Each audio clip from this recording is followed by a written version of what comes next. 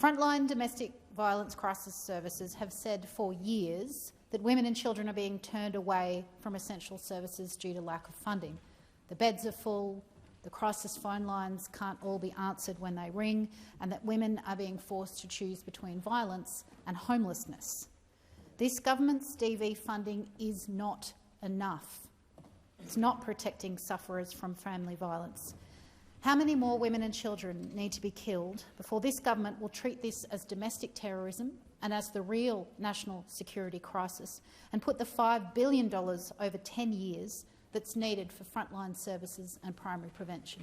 The Minister representing the Attorney-General, Senator Payne. Thank you very much, Mr President.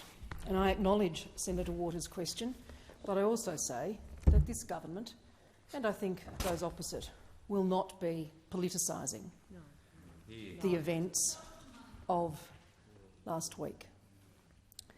As the Finance Minister said in his statement earlier before question time, the Commonwealth has made the largest contribution to addressing violence against women and their children in the 4th Action Plan with a $340 million contribution. It covers a range of factors. It covers improving and building on frontline services. It covers prevention strategies to help eradicate domestic and family violence in our homes, our workplaces, our communities and our clubs. It covers support and prevention measures for at-sea communities funded under the Indigenous Advancement Strategy, funding to provide safe places for people impacted by domestic and family violence, funding for 1800 RESPECT, funding for dedicated men's support workers in family advocacy and support services locations, funding to better support former partners of veterans who are impacted by domestic violence, and a number of other measures that will contribute to improved safety in women and girls. Funding of $1.2 billion over 3 years from the Commonwealth for legal assistance services, including delivering that through a new single mechanism that allows for a more collaborative, innovative, effective legal assistance sector to address the legal needs of the most vulnerable. $10 million for practical on-the-ground improvements to online safety for Australian children and their families. Mr President, there is more that I could add, particularly in relation to the National Implementation Plan, but I also want to say that the recognition that goes across government at the Commonwealth level, but also at the state and territory levels, is that the complexity of this challenge, the complexity of the problem that we are dealing with is Senator much Payne, more than about funding. The answer has expired. Senator Waters, a supplementary question. Thanks, President. The national road toll serves to draw the public's attention to the ongoing epidemic of deaths on our roads and to change behaviour. The number of women killed by violence is a statistic that also should be published widely to draw attention to this national crisis and help deter it. Destroy the Joint, a volunteer-run project, does it. Why hasn't the government established a close to real-time national government-run toll to track the national crisis? If a small organisation can make credible data available within days, why is the government so slow to act? Senator Payne.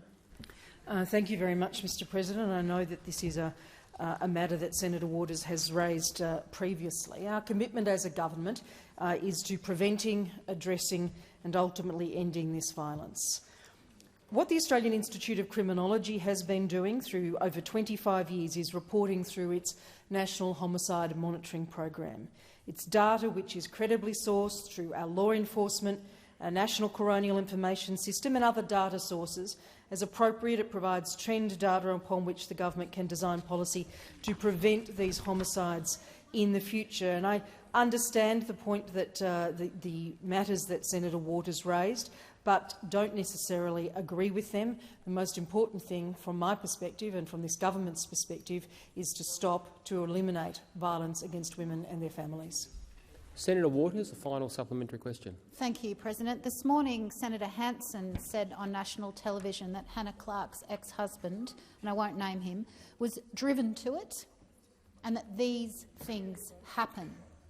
These aberrant attitudes are offensive and they undermine efforts to prioritise children's safety in the family law system. Will this government now accept that Senator Hanson's attitude puts women and children at risk, and will you remove her as Deputy Chair of the Family Law Inquiry? Senator Payne. Mr President, there are a range of issues to address in that question, but the most important one, I think, relates more broadly at a national level to use of language. We have to speak, write, report more accurately and empathetically about domestic violence. It's a matter that Senator Ruston and I raised in our statement last week. We have to think more carefully about our expectations of healthy, respectful relationships. And as I said in answer to Senator Askew's question earlier in question time, language does matter.